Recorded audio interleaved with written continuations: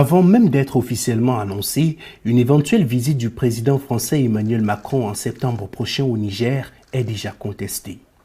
Si aucun des deux gouvernements n'a encore officiellement confirmé cette venue, certains leaders politiques prennent les devants pour la dénoncer, à l'instar de Oumarou Abdourahmane, le président de l'Union des patriotes panafricanistes, l'UNPP in Africa, qui a appelé dans une tribune diffusée le 2 août à des manifestations contre la venue au Niger du président français. Notre pays est devenu tout simplement une sous-préfecture française, dirigée par le président Bazoum, qui est devenu le plus grand allié du président Emmanuel Macron.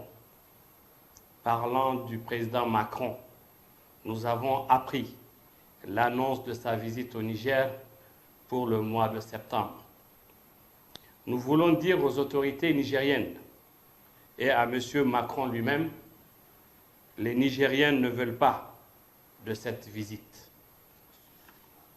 Notre parti, l'Union des patriotes panafricanistes UNPP in Africa, lancera un appel à manifester pacifiquement contre l'arrivée du président Macron. J'espère que nos dirigeants n'oseront pas nous empêcher de manifester contre l'arrivée du président français.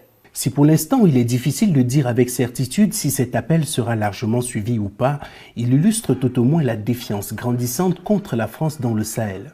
Une France dont la présence militaire est de plus en plus contestée. On se souvient encore des difficultés qu'avait connues un convoi français de Barkhane quitté de la Côte d'Ivoire pour rejoindre la ville de Gao, au Mali.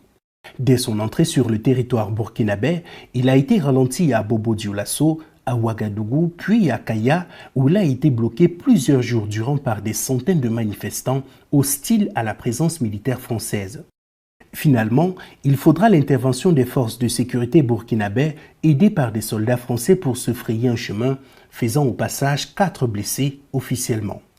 Une fois le convoi arrivé au Niger, il est à nouveau bloqué par des manifestants à Tira, dans l'ouest, où là encore, ils se disent hostiles à la présence militaire française.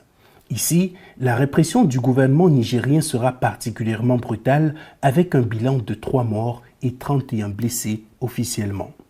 Peu après, le président Mohamed Bazoum montera au créneau pour apporter son soutien à l'armée française déployée au Sahel. Finalement, le convoi arrivera au Mali où, là encore, la population manifeste son hostilité à la présence militaire française. Une hostilité finalement partagée par le gouvernement de transition qui décidera du départ de l'opération française Barkhane du Mali. Chassés du Mali, les militaires français, officiellement à l'invitation du gouvernement du président Bazoum, déposeront leurs valises et surtout leur matériel au Niger, qui devient ainsi la nouvelle tour de contrôle de la présence militaire française au Sahel. La nourriture de l'esprit, c'est l'information.